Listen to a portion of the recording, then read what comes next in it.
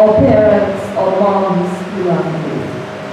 I'd like to share just a little humorous experience that will put me in the mood to express my written documents on behalf of the children.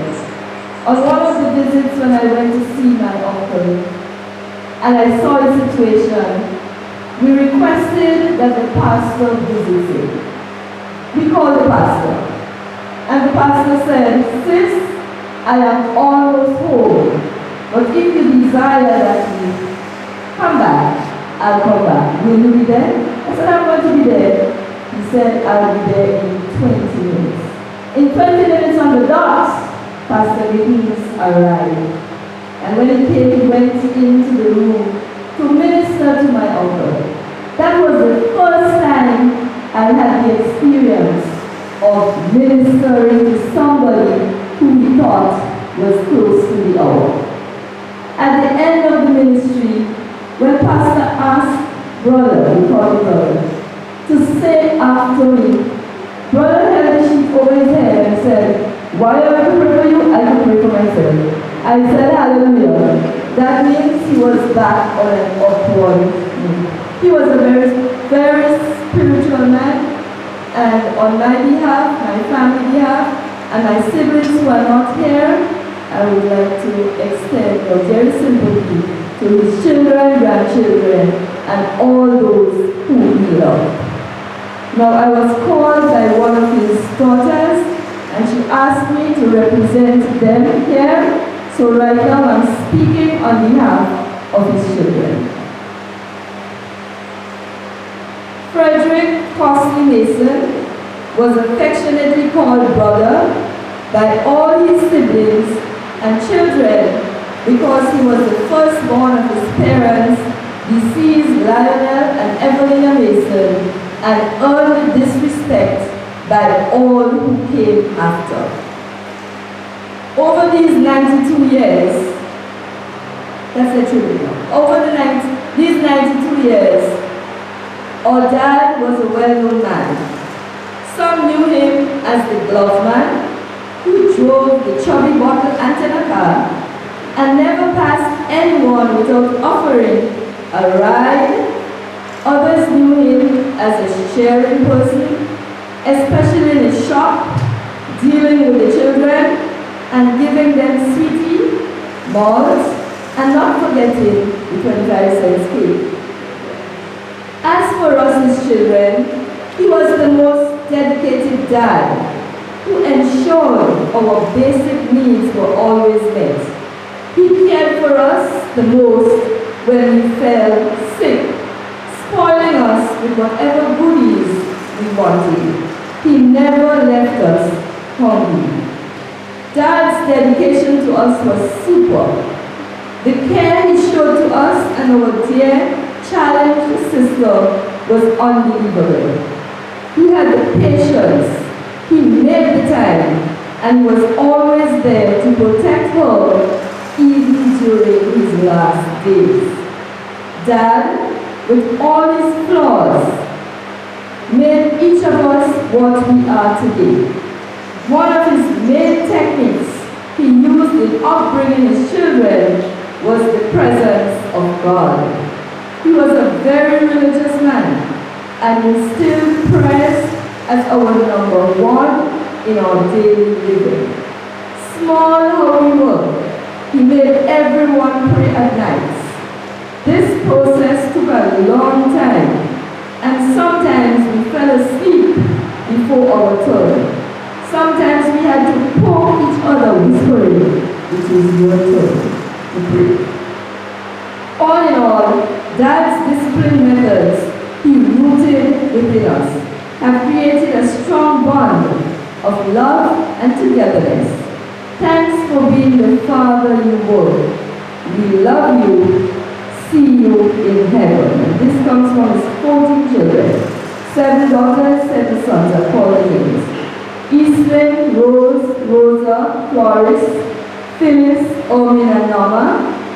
Boy, Phil, Don, Audrey, Dallo, Levi, and Albert. This is the tribute on behalf of the children. Following to this, I got two more. This one came from Albert. It is with regret that myself, my wife, Yvette, and your grandchildren, Marcus, Stacy, and Jeanette, are unable to be at your funeral in person to say our goodbyes. But due to COVID restrictions here in England, it is not possible. I cherish the moments I have spent with you on your 90th birthday and the times when we traveled to Grenada and visited you. Those were precious moments, getting to know you, listening to your views on the Bible, and your talents playing the mouth organ and your little drum. I know that in the last few years, your health has not been good, but God knows best. He has taken you away from your pain and suffering. Now you are in a better place. You will be missed, but will never be forgotten. I will always cherish the memories of the time we spent together. Forever rest in peace, my father, your son, Albert. And finally, this one comes from Norma. Today, memories can be stretched as far as the eyes can see. But here I am just to share a few. For all my years, as far as I can remember, the things that stood out to me about my father was that he was a man who stood up and worked very hard to financially support his children the best way he knew. 12 children who grew up and never understood the meaning of hunger. Clothing always on our backs and a place to call home. Let's be honest, how did he do that? It always blows my mind.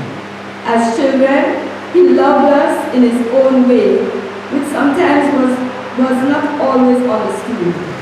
One thing I remember is that we were always in his prayers, with a roll call of our names from the first child to the last. I guess he didn't want the Lord to forget any one of us.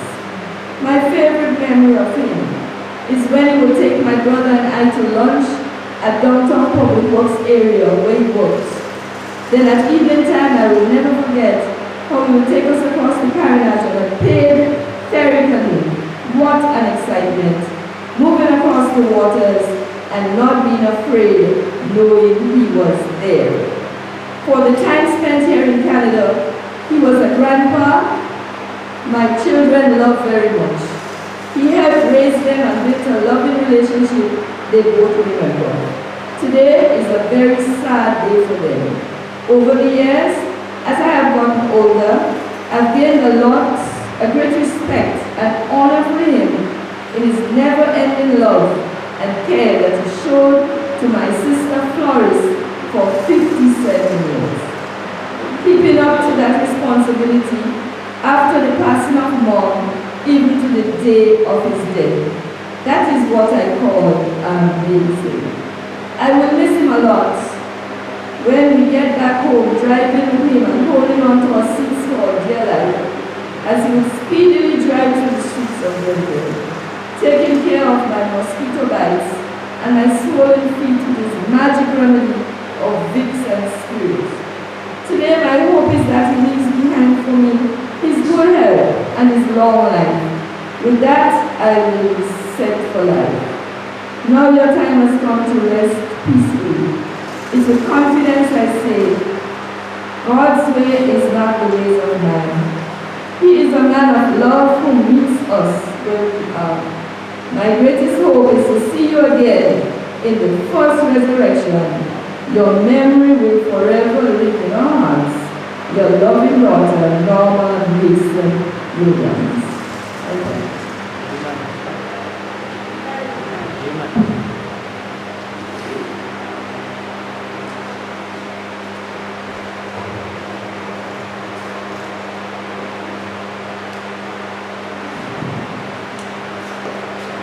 At this moment, we will have a eulogy, which will be done by Dr. Niels Chaitan. And after that, we will have the final viewing of the body and the closing of the court or the casket. So at this moment we'll have the eulogy by Dr. Niels Chaitan. Immediately after him, we will have the final viewing of the court. Thank you.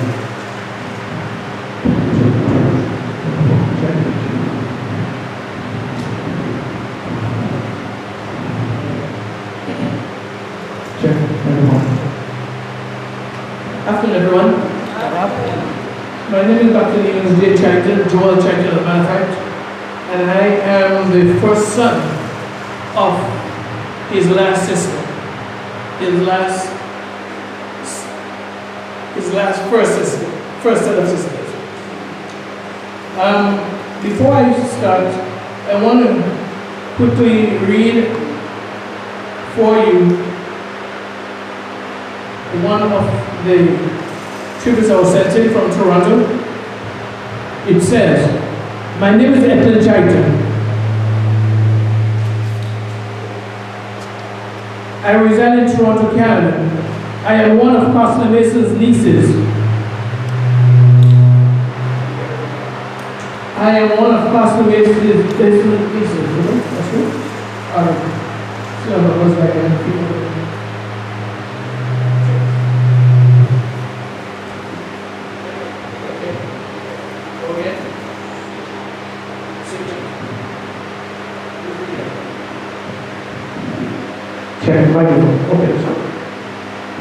My name is Ethan Chaitan. I reside in Toronto, Canada. I'm one of Pastor Mason's nieces, his sister Phyllis Chaitan, the last daughter.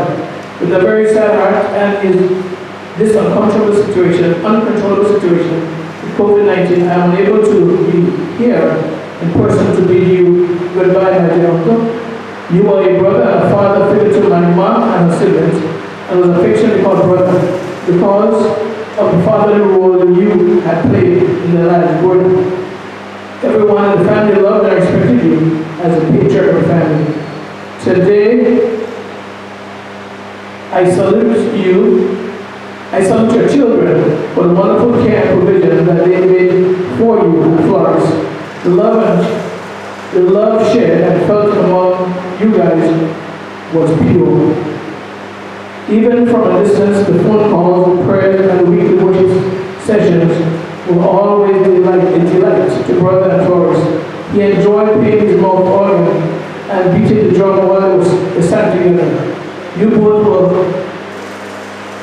always first priorities in their lives. To all my cousins, my heart grieves with you for the loss of your dad. To my mom, my heart is broken knowing that you are not able to say goodbye to your dear brother. Who can't be there in person. To my siblings, aunts, uncles, and other cousins, the comforting thing is that brother lived a full and happy life to 92. Looked really good on him, and he cared for us all. Oh, how my heart is heavy. Rest in peace, brother. Sleep well. I will see you in the morning. And that's what Ethan Chaitan Williams. Ladies and gentlemen, this afternoon I just want to share a couple of memories for myself before I get into the eulogy, the written document. They say that his children say that I'm his favorite nephew. He never told me that, but I could tell you one thing, he treated me well. He treated me well.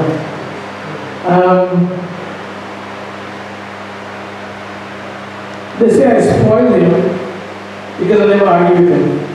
He was a very argumentative kind of guy, especially on Bible issues, and shared what could be some real outrageous interpretations. But I believe him for the moment at least, because whenever I go, whether it was in Canada or whether it was in here, when I go to play my mouth organ with him or my trumpet with him, I just go to enjoy my own. I don't go to discuss no theological topic, and so for me, brother, you're always right. And I know Phyllis is listening right now. Phyllis, you're out there in Toronto. I know I said to me, you spoiled brother, because after I told him he was right, no matter how outrageous he was in his interpretation, he would tell his children to come by. You see, even in everything you're right. So So I just didn't want to argue, man. I just wanted to have a good time with him, and I did. I'm glad I was here for the last year or so to join his granddaughter, Vanessa Saunders. Please stand, please stand. I want you to stand. I know you don't want to, but I want you to stand. The camera is on you. Yeah. Thank you very much. She went through a lot with me, together with me, as we did all the preparations for this, and you should be recognized. Another person I'll recognize quickly, Naomi, thanks for coming. God bless you. All right, let's go into the document. Since 2000, year 2000, I was set to write his eulogy. I wrote his wife's eulogy. I was commissioned to write his eulogy. So this is the document. On the 18th day of February 1928, a handsome baby boy, can you note it? Did you watch him inside there? Was born as the first child of Lionel Mason, my grandpa, and Evelyn Mason, my grandma, in the village of Post Royal, St. Andrew. Being the big brother, he earned the